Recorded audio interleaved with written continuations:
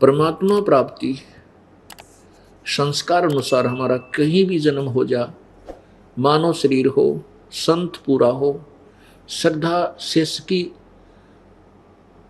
श्रद्धा पूरी हो, मोक्ष दूर नहीं, पूर्ण परमात्मा प्राप्ति हो जाती है।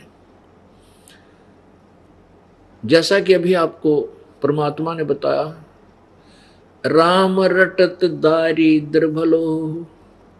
दारिद्र कहते हैं बिल्कुल निर्धन, और इतना निर्धन हो कि उसके मकान की छत भी कहीं से डैमेज्ड हो, झोंपड़ी डाल रखी हो, उसके ऊपर एक छान डालते हैं घास फूस की, और वो भी टूट फूट रही हो,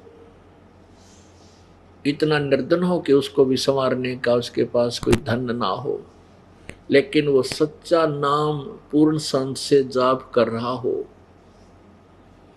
कहते हैं वो उस धनवान साहूकार सेठ, जिसने चाहे अपने कितना ही मार्बल से कितनी अच्छी चिप्स लगा कर महल बना रखा हो, उससे असंख्य गुना अच्छा है। राम रटत दारिद्र बलो, टूटी घर की छान, वो कंचन महल किस काम के, जहां भक्ति नहीं भगवान। चाहे सोने का महल बना रखा हो, यदि उसके पास सत्य भक्ति नहीं है, परमात्मा की भक्ति नहीं है, तो व्यर्थ है वो महल।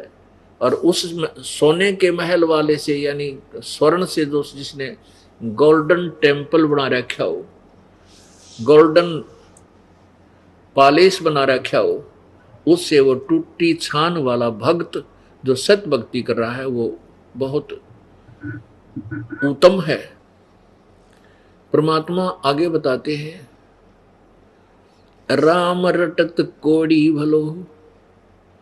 कोड़ी जिसके पूरे शरीर पर कोड लगा हो, और चू चू पड़े जो चाम, उसका खाल भी कट कट के गिर रही हो, और वो सुंदर शरीर किस काम का, सुंदर दे किस काम की, जा मुख ना ही नाम। खूबसूरत शरीर हो, स्वस्थ हो, वो भक्ति नहीं करता है, उससे वो कोढ़ी भी 100 गुना 1000 गुना अच्छा है जो परमात्मा की भक्ति कर रहा है। पुण्यात्माओं, कोई भी हमें कष्ट आया है, कोई भी दुख है, वो हमारे पूर्व जन्म के बुरे कर्मों का परिणाम है, पाप कर्मों का, अपराध का परिणाम है। उसके कारण वो दुखी है जिसको कोड लग गया, और जो सुखी है, स्वस्थ है, उसके पिछले जन्म के पुण्य अच्छे हैं, पाप कम है, इसलिए वो स्वस्थ नजर आ रहा है। और जिसके ऊपर ये आपत्ति आ गई, कोई रोग हो गया, और उसने फिर परमात्मा की तलाश खोज शुरू की, और उस कोढ़ी को कोई तत्वदर्शी संत सत भक्ति उसको मिल जाती है, तो उससे क्या होगा, उसका पिछला कोड तो ठीक होगा और परमात्मा मिलेगा। क्योंकि वो इतना दुखी होगा, और फिर उसको ज्ञान हो जाएगा कि ये मेरे ही पिछले जन्म जन्मांतर के कोई भयंकर अपराध का परिणाम था। आगे वो अपराध नहीं करेगा और अपनी भक्ति करके जीवन सफल करेगा। इसलिए परमात्मा कहते हैं सुख के माथे सिला पड़ो, सुख के माथे पत्थर पड़ो, नाम हृदय से जावे, बलिहारी उस दुख के जो पल पल नाम रटावे। परमात्मा कहते हैं इसे सुख के आग लगे जिसे भगवान भूल जा, वो दुख भी देना दाता जिसे तेरी याद बनी रहे, वो दुख के ऊपर बलिहारी हो जिसने भगवान याद दिला दिया। फिर परमात्मा क्या कहते हैं, भाई मानुष जन्म पाके नहीं रटे हरि नाम, जैसे कुआ जल बिना फिर बनवाया क्या काम है। जैसे कुआ बना रखा है, उसकी बढ़िया कंस्ट्रक्शन भी कर रखी है, ऊपर भी उसके छतरी सी बना करके और बढ़िया उसकी सारी चित्रकारी भी कर रखी है, और उसमें जल है नहीं। उसका नाम कूप है लेकिन गुण कुएं वाले नहीं है। ऐसे ही ये मानव शरीर स्त्री या पुरुष का यदि इसमें सत भक्ति नहीं की जा रही है, राम नाम नहीं है, तो वो जल रहित कूप के तुल्य है, व्यर्थ है, उसका कोई यूज नहीं। फिर परमात्मा कहते हैं कबीर जिव्या तो वाए बली, जो रटे हरि नाम, नहीं तो काट फेंक दियो भाई मुख में भलो ना चाम। क्या कह रहे हैं कि जीव तो वाहे अच्छी जो प्रभु का गुणगान करती है, और नहीं तो कहते इस जीव ने काट कर डाल दो कि तय मुख में यू चाम अच्छा नहीं। अब कितनी प्यारी व्याख्या की है परमात्मा ने।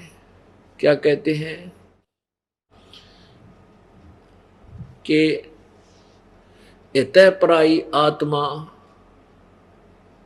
या जीव बांध तलवार, इस जीव का यदि हम भक्ति नहीं करते, परमात्मा का गुणगान नहीं करते, तो ये तलवार के तुल्य है,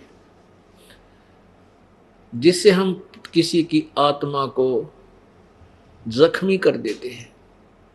कोई ऐसा कटु वचन कह देंगे, कोई व्यंग मार देंगे, तगड़ा व्यक्ति ठाडा यानी हर तरह से, कोई शारीरिक या राजनीतिक या किसी और कारण से, धन से जो तगड़े हैं, और गरीब को अपने वचन से ना जाने के बोल दे, और वो बेचारा ऐसा है ना तो उसका कोई प्रत्युत्तर दे सकता, प्रत्युत्तर दे तो तगड़ा आदमी और सजा दे देगा, तो फिर वो आत्मा उसकी रोती है, रह रह कर रोती है। तो उसने उस प्यारी आत्मा की आत्मा को उस तगड़े व्यक्ति ने जख्मी कर दिया अपनी जीव रूपी तलवार से, या किसी की झूठी गवाही दे देगा, या किसी के बारे में झूठ कपट बोलेगा इस जीव ते, जो केवल पाप ही एकत्रित करेगा। इसलिए परमात्मा एक उदाहरण देते हैं कि इसका अच्छा तो जीव ना हो, ताकि पाप तो ना हो, या तो इसका सदुपयोग है भगवान की भक्ति ही करो, और नहीं तो इस जीव का कोई यूज नहीं। कबीर जिव्या तो वाहे बली, जो रटे हरि नाम, नहीं तो काट के फेंक दियो यो मुख में भलो ना चाम। अब ये समझ लेना कि परमात्मा ने प्रत्येक अंग मनुष्य शरीर का किस लिए बनाया है, और हम उसका सदुपयोग नहीं कर रहे हैं, दुरुपयोग करते हैं, तो वो हम पाप इकट्ठा कर रहे हैं। परमात्मा का कहने का तात्पर्य है कि परमात्मा मनुष्य जीवन दिया आपको, आपको जिह्वा दी है, आप बोल सकते हो, अपनी भाषा, अपना दुख, अपनी प्रार्थना दूसरे को कर सकते हो। आपका कोई पेट में दर्द हो गया, किसी को बता सकते हो मुझे पीड़ा हो रही है, उसका इलाज किया जा सकता है। भूख लगी है बोल कर बता सकते हो, प्यास लगी है बोल कर बता सकते हो, उसका समाधान हो जाता है। आपको मनुष्य जीवन मानव को इतनी बुद्धि दी है परमात्मा ने कि प्राकृतिक आपदाओं से बचने के लिए आप एक झोंपड़ी डाल सकते हो, अपना घोंसला बना सकते हो, अपना कुटीर तैयार कर सकते हो। किस लिए? कि भगवान की भक्ति करते समय बाधा ना आवे। गर्मी सर्दी हमें दुखी करती है, उसके लिए भी वैसे तो आधुनिक बहुत डिस्कवरी हो गई है, बहुत अच्छे साधन बन गए, कूलर है, एसी है, पंखे हैं, तो इनका सदुपयोग करो। आपके पास परमात्मा का दिया हुआ पूर्व जन्म की आपकी कमाई के प्रतिफल में धन है, उस धन में से कहते हैं 10वां अंश गुरु को दीजिए, जीवन जन्म सफल कर दीजिए। शेष आपके पास है, उससे अपना एक मकान बनावे, जिसा भी ब्योंत है, चाहे झोंपड़ी डाल ले, एक करोड़ रुपए की लागत से बना हुआ महल और एक 20,000 की झोंपड़ी, दोनों एक जैसा काम करेंगे। इस अपने गर्मी और सर्दी से बचने के लिए ही हमने उस जो मकान की झोंपड़ी की आवश्यकता पड़ती है, अन्यथा हम उससे बाहर ही अधिक रहते हैं। जिसमें कोई आपत्ति आती है, तूफान आता है, ओले गिरते हैं, वर्षा होती है, तो हमारे कपड़े व आटा सब भीग ना जाए, ठिठुरे नहीं सर्दी में। तो परमात्मा ने इतनी बुद्धि दी है, किस लिए दी है? कि आप परमात्मा की भक्ति कर सकते हो, आप डिस्टर्ब ना होगे। आपत्ति कोई प्राकृतिक जैसे वर्षा आती है, धूप ज्यादा होगी, तो अपनी झोंपड़ी में बैठकर भक्ति करें और शेष समय अपना काम करें, काम करते करते परमात्मा को याद करें। तो इतना कुछ आपको दिया, आप अपने मानसिक परेशानी, शारीरिक कष्ट को भी किसी दूसरे को कह के सुना के उसका समाधान करवा सकते हो। और फिर जब आप भक्ति नहीं करोगे तो क्या होगा? फिर पीछे तू पशुआ की जय दीजे बैल बनाए, चार पहर जंगल में डोले तेरा तो ना पेट भराए। सिर पे सींग दिए मन बोरे, धूम से मुचर उड़ावे, कंधे जुआ जोते कुआ फिर जो का भूस खावे। फिर पीछे तू खर कीजेगा, कुर्डी चरने जावे, टूटी कमर पजावे, चढ़े तेरा कागा मां से गिलावे। पुण्यात्माओं, हम बच्चे हैं, आप बच्चे हो अभी, और बच्चे को पता नहीं कि तू क्या क्रिया कर रहा है, ये तेरे लिए कितनी भयंकर होगी। जब आप बुद्धिमान हो जाओगे, समझदार हो जाओगे, वैसे तो बुद्धिमान हाँ आप हो ही, क्योंकि भगवान ने मनुष्य जीवन दिया है, मनुष्य वाली बुद्धि तो आप में है। लेकिन अब आपको मनुष्य से देव बनाना है, उच्च आत्मा बनाना है। वो कैसे बनोगे? आप बुराइयों से डरोगे, परमात्मा याद आवेगा। आप किसी का धन नहीं हट सकते, क्योंकि उसका प्रतिफल आपको भोगना पड़ेगा 100%। आपके दिल में जब आप देव बन जाओगे, न्यू क्या करनी तो भाई देवता के आदमी है, ना किसी ने गलत बोला है, ना कोई चोरी ना ठगी, अपना सीधा आवे सीधा जावे और अपनी नेक नीति से काम करता है। तो मनुष्य से देवता सतगुरु बना सकता है। मानुष से देवता किया करत न लाई वार। तो पुण्यात्माओं, आपको ये इस सतर का ज्ञान दे करके आपका हृदय उन बुराइयों से हटाना है जो आपके लिए भविष्य में बहुत खतरनाक सिद्ध होंगी, भयंकर सिद्ध होंगी। आप बालक हो, देखम देखा गलती कर रहे हो, एक रिश्वत लेता है, दूसरा भी शुरू हो जाता है, तीसरा भी शुरू हो जाता है। एक मिलावट करता है, दूसरा भी कर देता है, तीसरा भी शुरू कर देता है। और एक अपना फंडामेंटल राइट बना लेते हैं और इतना सतर गिर जाता, शर्म भी नहीं आती, फिर लोग इतने गिर जाते, ये उल्टे काम करनी है। एक चुटकुला बताओ था, एक भगत कहने लगा कि दूधिया दूध बेचता है, उसने एक माई के यहाँ दूध डाला, 1 लीटर दूध लिया उस बेचारी ने, और उसमें एक मेंढकी आ गई छोटी सी, वो छोटी नवजात सी हुआ कर, बिल्कुल माखी तो थोड़ी सी बड़ी, वो डालकर चला गया। अगले दिन उसने उसको उलाना दिया, भाई या मेंढकी आ गई मेरे दूध में, क्योंकि उसने दूध में पानी मिला हुआ कि नहर का पानी ठाकर डाल दिया, वह मेंढकी भी गेल आएगी छोटी सी। और ये इतने बेशरम हो जाते हैं, शर्माता नहीं, आगे नो भी निकाली मानी, दुखाया भी मैंने गलती बन गई, नो बोला बेबे 1 किलो में टेरडू कितना आवे, मेंढकी आवेगी, मतलब बकवाद और करी। अब बड्डा मेंढक क्यों करावे, 2-4 किलो ले तो बड्डा मेंढक भी आ जाओ तेरे दूध में। यानी अपनी इतनी नीचता ढीठता पर आ जाता है इंसान कि बुराइयों से डरता नहीं। फिर वो क्या बताता है, 6 महीने के बाद उसका एक्सीडेंट हो गया, टांग गई एक है। अब कहाँ गया वो, कितना पैसा लग गया, उठ के बैठा जाता नहीं, आ गया वहीं पर लाखों रुपये लाग गए।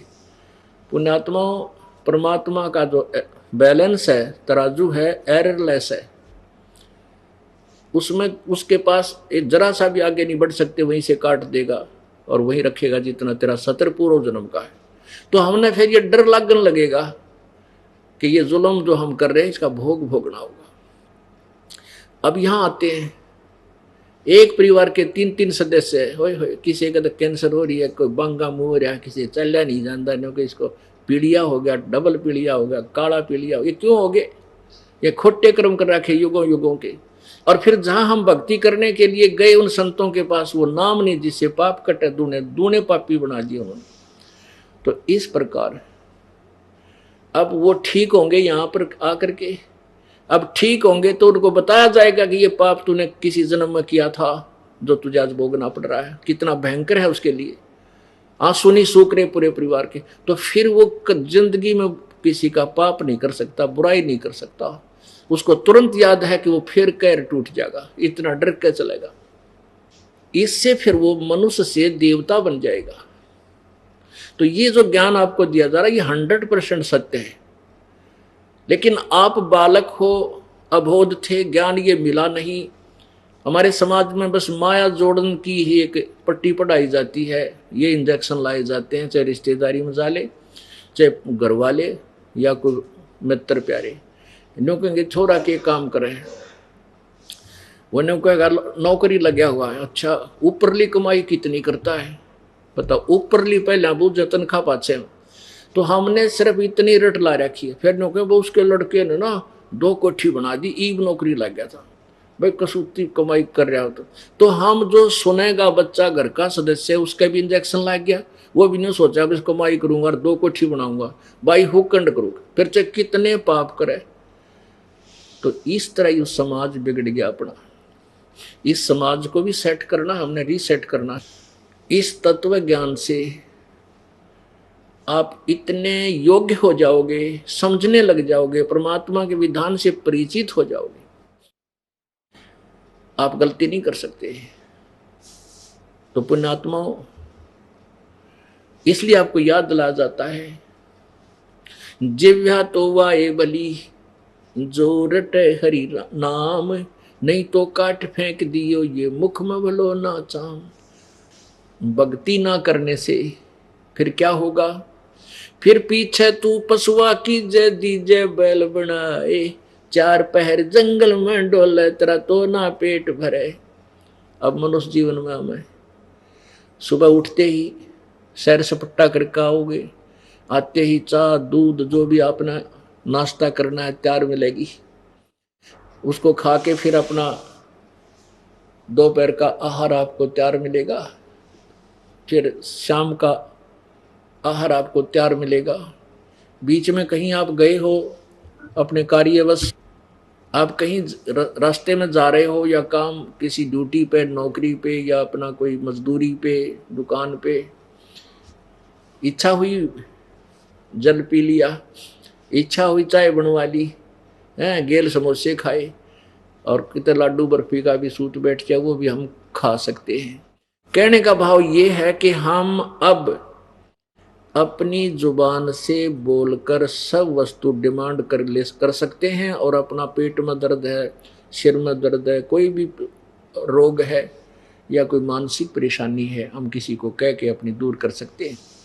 भक्ति ना करने से हम पशु बनेंगे। कहते हैं फिर पीछे तू पशुआ की जय दी जय बैल बना। अब आप मनुष्य जीवन में हो, सब सुविधाएं उपलब्ध हैं जो मनुष्य जीवन की होती हैं, ठीक है, किसी को ज्यादा है तो किसी को कम है, लेकिन 2 रोटी सबको प्राप्त है। बीमारी हो जाती है, औषधि सभी के पास उपलब्ध हो सकती है।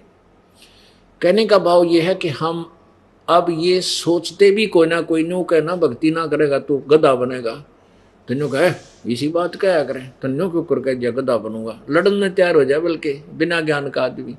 और जब बुद्धिमान होगा कलेजा धड़कन लग जाएगा, गधा बनूंगा भक्ति ना करने से, तो उसका कलेजा धक धक करेगा, फिर वो डरेगा भगवान से, फिर तो भक्ति तो करनी चाहिए, अनाड़ी उल्टा पड़ेगा।